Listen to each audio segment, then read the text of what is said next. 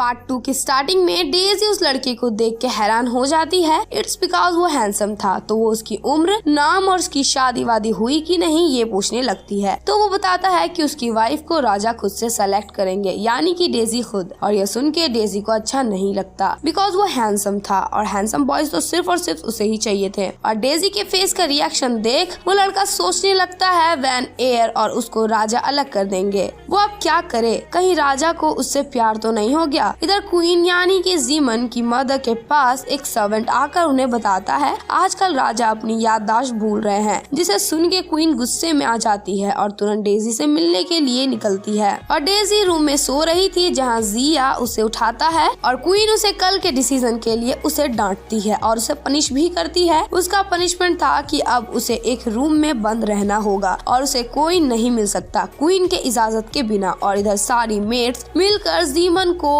Lotus dish बनाने को बोलती है जो उस दिन डेजी ने बनाई थी। और जीमन उनके फोर्स करने पे वो डिश बनाने लगता है जो उसे आती भी नहीं थी और वो मन ही मन डेजी को बहुत गालियां दे रहा था। और जीमन आग के ऊपर ही तेल डाल देता है जिसकी वजह से उसके कपड़े में आग लग जाती है और वो अपने आप को बचाने के लिए पूल में चला जाता है। और इधर जिया डेजी को बताता है क्वीन ने उसे खाना पीना देने से मना कर दिया है जब तक उसे पुरानी बातें याद ना आ जाए। और इधर जीमन सारे काम में गलतियां कर रहा था और एक बार तो वो सारा बर्तन ही तोड़ देता है, जिसे देख के उस लेडी को बहुत ज्यादा गुस्सा आता है और वो उसे डांटने लगती है। बट जीमन उनसे बिना डरे हुए बात कर रहा था। इधर डेजी को याद दिलाने के लिए पुरानी कागजात उसे दी जाती है, जिसे देख के डेजी का दिमाग हिल जाता है बिकॉज वो सब कितना भी याद करा ले वो सब उसके दिमाग से बाहर ही निकलेगा। और अचानक से डेजी के दिमाग में एक आइडिया आता है और वो जिया को उसके पास डेजी को लाने को बोलती है, यानी कि जीमन को। और इधर बाकी मेट्स को डेजी का बदला हुआ रूप को देख अजीब लग रहा था। तभी वहाँ नी चांग आती है जो नीचे फिसल के गिरने वाली थी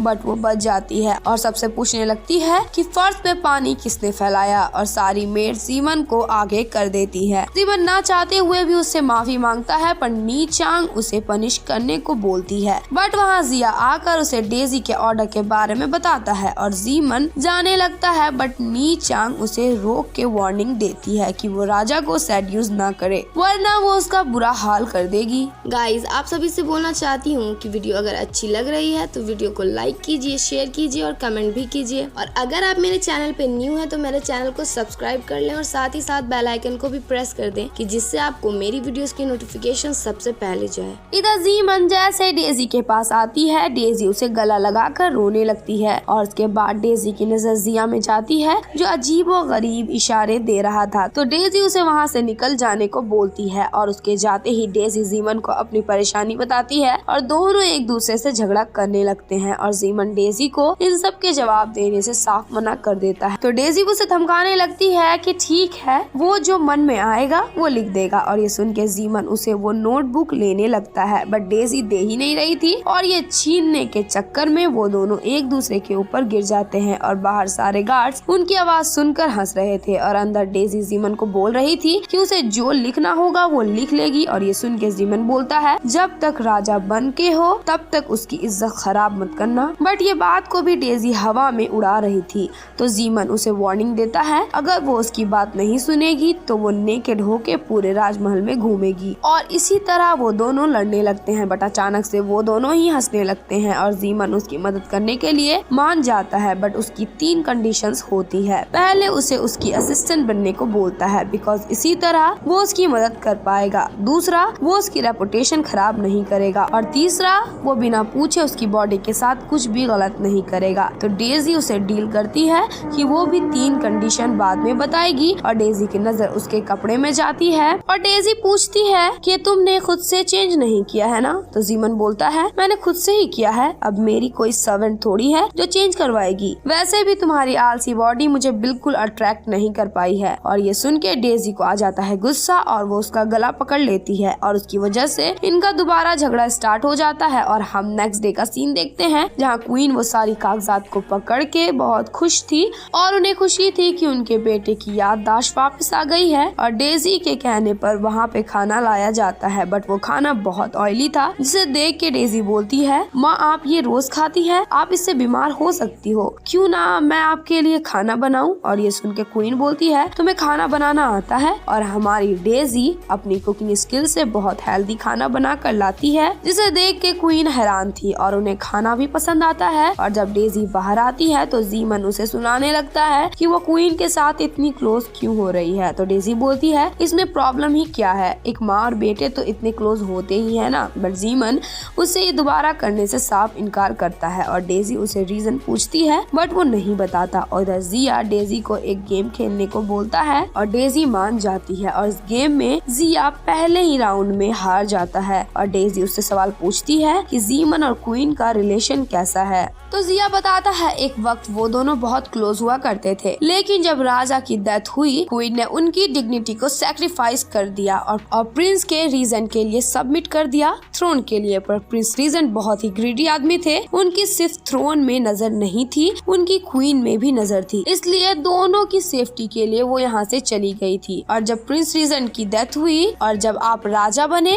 और इतना सुन के ही जीमन गुस्से से वहाँ से चला जाता है और डेजी भी उसके पीछे जाती है और उसे बोलती है माँ और बेटे में कभी नफरत नहीं हो सकती, जब भी तुम उनसे माफी मांगोगे तब वो तुम्हें माफ कर देगी। तो जीमन उसे ये बोल चला जाता है कि वो उसके पास्ट और उसके बारे में जानती ही क्या है, उसे किसी ने हक दिया है लेक्चर देने का। और उसके जाते ही डेजी उसके अट्रैक्टिव बिहेवियर को देख के हंस रही थी और इधर सुई क्वीन को बोल रही थी आज राजा आपको खुद देखने आए थे, लगता है उन्होंने आपको माफ कर दिया है। और तभी वहाँ डेजी आकर उन्हें बोलती है माँ आपके लिए कुछ साल बहुत मुश्किल से गुजरे होंगे, मैं आपसे वादा करता हूँ कि मैं आपसे अच्छा राजा बनने की कोशिश करूंगा, मैं आपके एफर्ट्स बर्बाद नहीं होने दूंगा। और ये सब सुन के क्वीन और सुई बहुत खुश होती है और इधर डेजी जिया को जीमन को बुलाने को बोलती है, बट वो बताता है कि वो बीमार है। तो डेजी खुद जीमन से मिलने जाती है, बट जीमन उससे बात नहीं कर रहा था। तो डेजी उसके लिए अच्छा खाना बना कर लाती है और जीमन खा भी लेता है। तो डेजी उसे आज ना जाने की वजह पूछती है और जीमन इसलिए नहीं आया था बिकॉज उसे क्वीन और उसकी क्लोजनेस पसंद नहीं आ रही थी, इसलिए उसने डिसाइड किया है वो उसे दूर ही रहेगी। और डेजी के पूछने पर वो बताता है जब वो छोटा था तब उसने रीजेंट प्रिंस और अपनी माँ को साथ में देखा था, जिस वजह से वो दोनों को सुनाने लगता है। और रीजेंट प्रिंस जीमन को गार्ड से पकड़वाने वाला था, बट क्वीन रीजेंट प्रिंस को सुना के जीमन को वहाँ से लेकर चली जाती है और जीमन को बिल्कुल सेम वही पनिशमेंट देती है जो उसने आज डेजी को दिया था। और नेक्स्ट डे जब क्वीन जीमन का टेस्ट लेती है तो वो सारे सवाल का सही आंसर देता है, लेकिन एक सवाल का नहीं दे पाता, जिसकी वजह से क्वीन उसे पनिश करने लगती है। बट रीजेंट प्रिंस आकर उन्हें रोकता है, लेकिन जीमन उसे सुनाने लगता है, जिस वजह से क्वीन उसे और भी मारने लगती है। और जब जीमन बड़ा हो जाता है तब रीजेंट प्रिंस के महल से बाहर जाते ही वो किंग बन जाता है। और जब रीजेंट प्रिंस महल आता है तब जीमन उसका सर कटवा के अपनी माँ को गिफ्ट करता है,